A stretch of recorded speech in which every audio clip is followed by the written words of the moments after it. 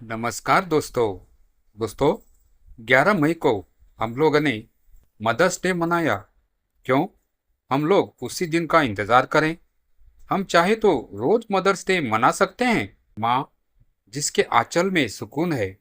Mother's day उन्हीं माँओं को समर्पित दिन है। हालांकि भारतीय संस्कृति में हर दिन माँ का होता है, क्योंकि उसके बिना जीवन की कल्पना संभव नहीं। माँ जो अपने हाथों से हमें खिलाती है, हमारे हर नखरे सहती है, लेकिन कभी थकती नहीं। फिर चाहे वह 25 की उम्र की हो या 75 की, माँ त्याग की मूर्ति भी होती है। ऐसी ही एक माँ पन्ना धाय के त्याग की कहानी सुनाने जा रहा हूँ। ध्यान से सुनिए। 14वीं शताब्दी में पन्ना दाय का जन्म मेवाड़ की राजधानी चित्तौड़ में हुआ था। वह मेवाड़ के राजा राणा संग्राम सिंह के बेटे उदय सिंह की दाई माँ थी। अभी आप सोच रहे होंगे, दाई माँ क्या होती है? दाई माँ उस स्त्री को कहते हैं जो अपना दूध किसी बच्चे को पिलाती है। दाई माँ ने राजकुमार उदय सिंह को अपना दूध पिलाया था और उसकी देखभाल करती थी।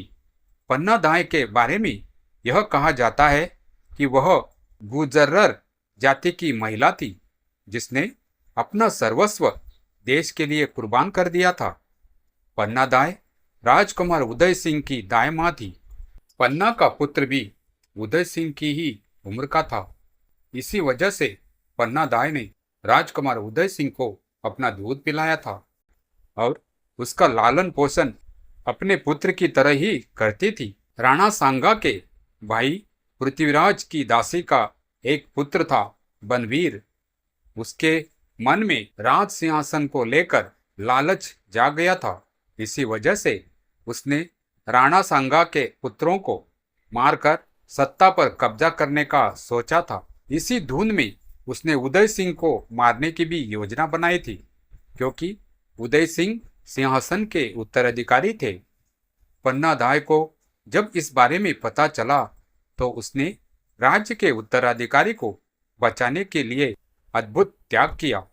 पन्ना दाई ने राजकुमार उदय सिंह को एक टोकरी में लिटाकर पत्तों से ढककर बाहर कर दिया और अपने बेटे चंदन को, जो उसी उम्र का था, उदय सिंह की जगह पर लिटा दिया। जब बनवीर उदय सिंह के कमरे में आया तो उसके बारे में पूछा तो पन्ना दाई ने बिस्तर पर लेटे हुए अपने बेटे की ओर इशारा कर दिया। बनवीर ने बिना कुछ सोचे छोटे से बच्चे को तलवार से काट दिया। पन्ना दाई का अपना बच्चा उसके सामने मारा गया, लेकिन पन्ना दाई ने उफ तक नहीं की। पन्ना दाई ने जिस धैर्य, विवेक और साहस का परिचय दिया, वह इतिहास में अमर हो गया। राजकुमार उदय सिंह को बचाकर वह रातों रात चित्तौड़ से बाहर निकल पड़ी। टोकरी में छिपाकर उदय सिंह को सुरक्षित स्थानों पर ले जाना आसान नहीं था, लेकिन पन्ना दाई ने हर मुश्किल को मात दी। उन्होंने कुछ विश्वस्त सेवकों की सहायता से उदय सिंह को सबसे पहले जंगलों में छुपाया और फिर उन्हें कुंभलगढ़ दुर्ग ले जाया गया। यह दुर्ग उस समय एक सुरक्षित स्थान माना जाता था, जहां मेवाड़ के राजवंश के शिशु उत्तराधिकारी को छिपाया जा सकता था। कुंभलगढ़ दुर्ग के तत्कालीन प्रमुख और पन्ना दाई के विश्वस्त सहयोगियों ने मिलकर उदय सिंह की पहचान गुप्त रखी। पन्ना दाई ने वहीं रहकर उसकी सेवा की, उसका लालन पालन किया और उसे एक योग्य, नीतिज्ञ तथा सहृदय राजा बनने के लिए शिक्षित किया। दूसरी ओर चित्तौड़ पर बनवीर का आतंक फैलता गया। उसने सिंहासन पर कब्जा तो कर लिया, लेकिन प्रजा का विश्वास वह कभी नहीं जीत पाया। उसके अत्याचारों से मेवाड़ की जनता त्रस्त हो गई। वर्षों बाद जब उदय सिंह युवा हुए, तब पन्ना दाई ने उनके असली उत्तराधिकारी के बारे में बताया। तब तक मेवाड़ की जनता और राज्य के कई विश्वस्त सरदार भी जान चुके थे कि असली उत्तराधिकारी जीवित है।